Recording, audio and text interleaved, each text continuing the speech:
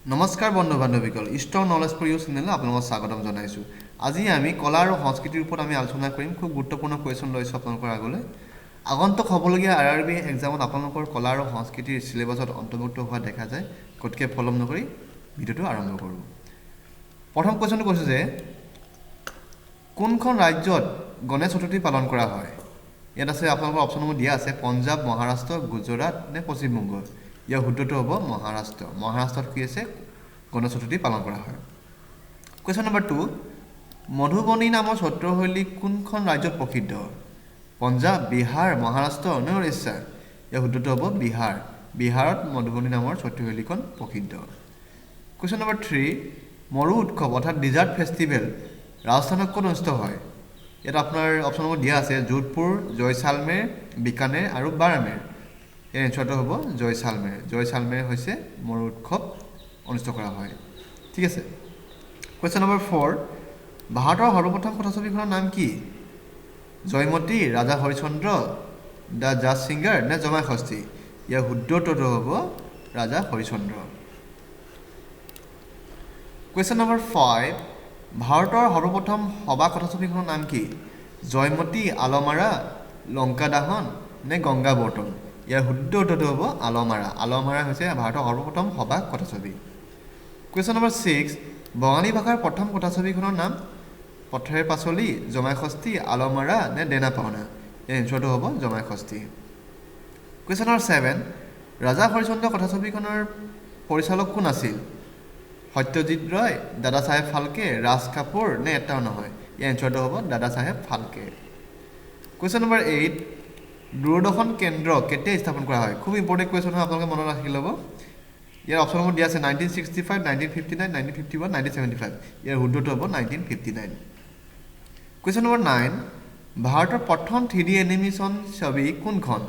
ইয়াত আছে বাল Ganesh, road side Romeo আৰু আপোনাৰ হনুমান নে মটু পটলু। ইয়াৰ শুদ্ধটো হ'ব road side Romeo. Road side Romeo হৈছে আপোনাৰ ভাৰতৰ প্ৰথম 3D এনিমেশ্যন ছবি। ঠিক আছে।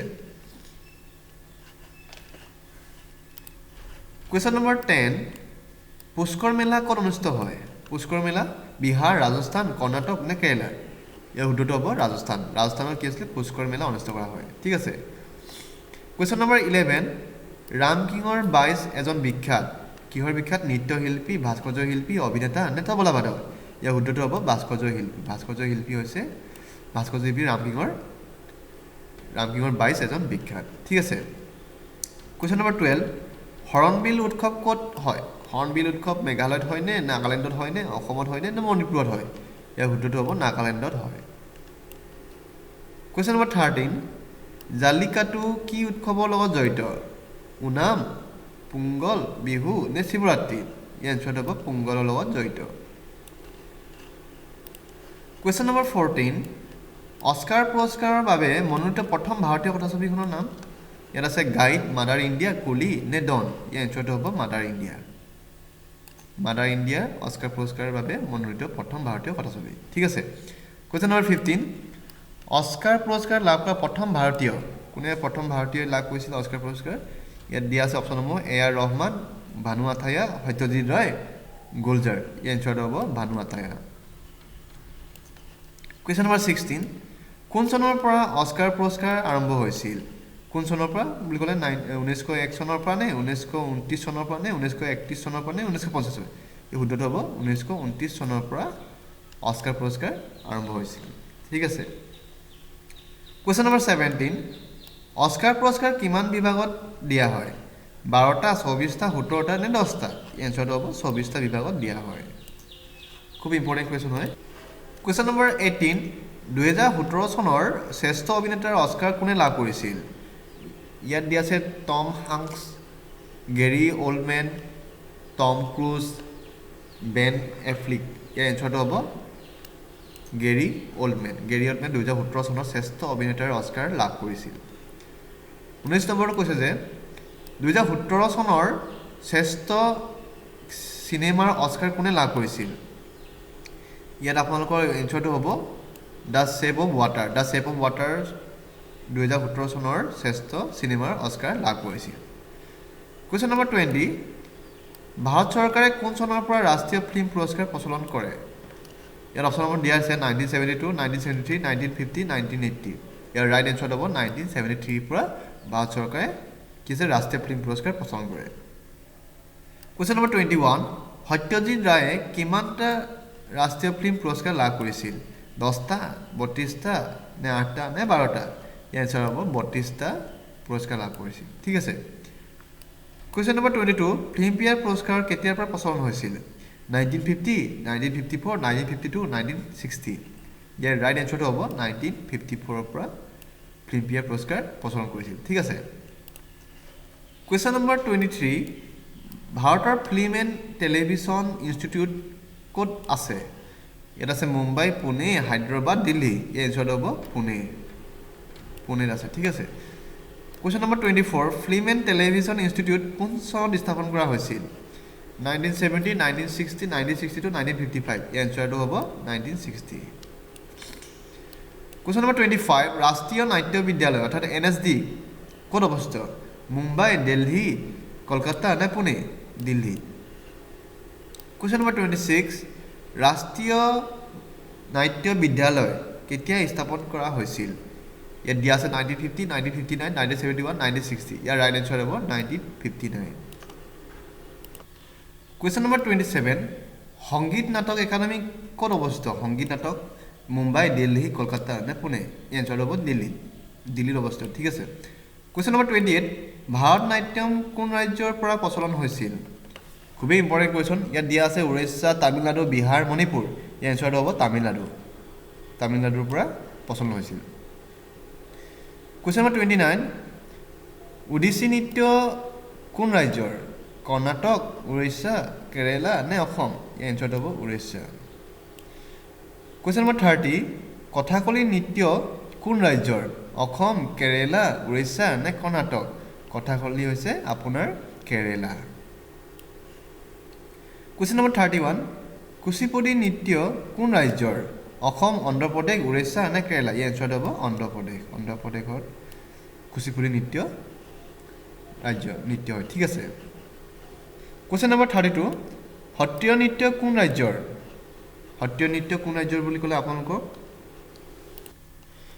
ইয়াত দিয়া আছে আপোনালোকৰ মহাৰাষ্ট্ৰ অসম মণিপুৰ নে তামিলনাডু ইয়াৰ এনচাৰটো হ'ব অসম সত্ৰীয়া নৃত্য কোন ৰাজ্যৰ বুলি ক'লে অসম ঠিক আছে কুৱেশ্যন নম্বৰ 33 পৰিৱেশ্য কলা অৰ্থাৎ পাৰফৰ্মিং আৰ্টছ বিষয়ক ভাৰতৰ সৰ্বোচ্চ পুৰস্কাৰটো কি ইয়াত আছে জ্ঞানপীঠ সংগীত নাটক একাডেমী বঁটা নে সৰস্বতী সন্মান নে ৰাষ্ট্ৰীয় শিল্পী বঁটা ইয়াৰ উত্তৰটো হ'ব সংগীত নাটক একাডেমী বঁটা কুৱেশ্যন নম্বৰ 34 সাহিত্য বিষয়ক ভাৰতৰ সৰ্বোচ্চ পুৰস্কাৰটো কি সাহিত্য একাডেমী বঁটা নে জ্ঞানপীঠ বঁটা নে সৰস্বতী বঁটা নে এটাও নহয় ইয়াৰ এনচাৰটো হ'ব জ্ঞানপীঠ বঁটা খুব ইম্পৰ্টেণ্ট কুৱেশ্যন আপোনালোকে মনত ৰাখি ল'ব কুৱেশ্যন নম্বৰ 35 জ্ঞানপীঠ বঁটা বিজয়ী প্ৰথম সাহিত্যিকজনৰ নাম ইয়াত আছে বীৰেন্দ্ৰ কুমাৰ ভট্টাচাৰ্য জি শংকৰ গ্ৰুপ নে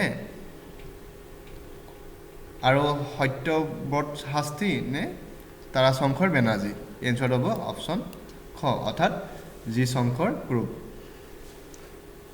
কুৱেশ্যন নম্বৰ 36 সাহিত্য একাডেমী বঁটাৰ প্ৰচলন কেতিয়াৰ পৰা হৈছিল ইয়াত দিয়া আছে 1947 1954 1950 1960 এনচাৰ হ'ব 1954 পৰা সাহিত্য একাডেমী বঁটা প্ৰচলন হৈছিল ঠিক আছে কুৱেশ্যন নম্বৰ 37 মেধামেফি উৎসৱ কোন জনগোষ্ঠীয়ে পালন কৰে ইয়াত দিয়া আছে গাৰো থাই আহোম খাচী মিচিং ইয়াত এনচাৰ হ'ব থাই আহোম কুৱেশ্যন নম্বৰ 38 দাদা চাহেব ফাল্কে পুৰস্কাৰ কোন চনৰ পৰা প্ৰচলন হৈছিল 1967 1969 1980 নে 1970 ইয়াৰ এনচাৰ হ'ব 1969 পৰা দাদা চাহেব ফাল্কে পুৰস্কাৰ প্ৰচলন হৈছিল খুব মনত ৰাখি ল'ব এইবিলাক ইম্পৰ্টেণ্ট কুৱেশ্যন হয় কুৱেশ্যন নম্বৰ 39 অৰ্থশাস্ত্ৰৰ ৰচক কোন ইয়াত দি আছে আপোনাৰ ৰাইট এনচাৰটো হ'ব কৌটিল্য হৈছে অৰ্থশাস্ত্ৰৰ ৰচক ঠিক আছে কুৱেশ্যন নম্বৰ 40 পঞ্চবেদ বুলি কোৱা গ্ৰন্থখন কি ৰামায়ণ মহাভাৰত উপনিষদ নে পঞ্চতন্ত্ৰ ইয়াৰ এনচাৰ হ'ব মহাভাৰত মনত ৰাখি ল'ব কুৱেশ্যন নম্বৰ 41 কোনটো উৎসৱত নাও খেল প্ৰতিযোগিতা হয় ৰঙালী বিহু ওনাম নে পোংগল নে নৱৰাত্ৰি এনচাৰটো হ'ব ওনাম উৎসৱত নাও খেলা প্ৰতিযোগিতা হয় ঠিক আছে কুৱেশ্যন নম্বৰ 42 অজন্তা আৰু ইলোৱাৰু গুহাৰ চিত্ৰবোৰ কোন ৰাজবংশৰ দিনৰ ইয়াত দিয়া আছে পল্লৱ চালুক্য আৰু সাতবাহন নে ৰাষ্ট্ৰকূট এনসাৰ হ'ব চালুক্য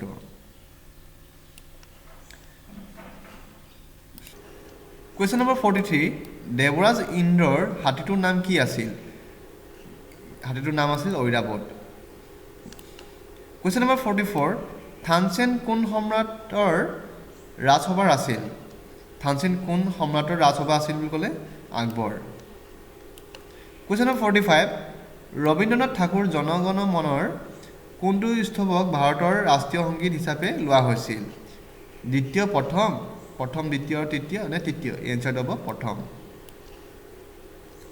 কুৱেশ্যন নম্বৰ 46 কুম্ভ মেলা কিমান বছৰৰ অন্তৰে অনুষ্ঠিত কৰা হয় 10 12 4 আৰু 8 ইয়াৰ এনসাৰ হ'ব 12 বছৰৰ অন্তৰে কুম্ভ মেলা অনুষ্ঠিত কৰা হয় কুৱেশ্যন নম্বৰ 47 পঞ্চতন্ত্ৰৰ ৰচক কোন পঞ্চতন্ত্ৰৰ ৰচক বিষ্ণু শৰ্মা মনত ৰাখিব কুৱেশ্যন নম্বৰ 48 লুচুং উৎসৱ কোন ৰাজ্যত পালন কৰা হয় খুব ইম্পৰ্টেণ্ট কুৱেশ্যন হয় লুচুং অসম ছিকিম কেৰালা নে বিহাৰ ইয়াৰ এনসাৰ হ'ব ছিকিমত পালন কৰা হয় লুচুং ঠিক আছে কুৱেশ্যন নম্বৰ 49 ভাংৰা কোন ৰাজ্যৰ পৰম্পৰাগত নৃত্য খুবেই ইম্পৰ্টেণ্ট কুৱেশ্যন ভাংৰা হৈছে অৰুণাচল প্ৰদেশ নে পঞ্জাৱ নে গুজৰাট নে বিহাৰ ইয়াৰ শুদ্ধটো হ'ব পঞ্জাৱত ভাংৰা কি হৈছে পৰম্পৰাগত নৃত্য ঠিক আছে কুৱেশ্যন নম্বৰ 50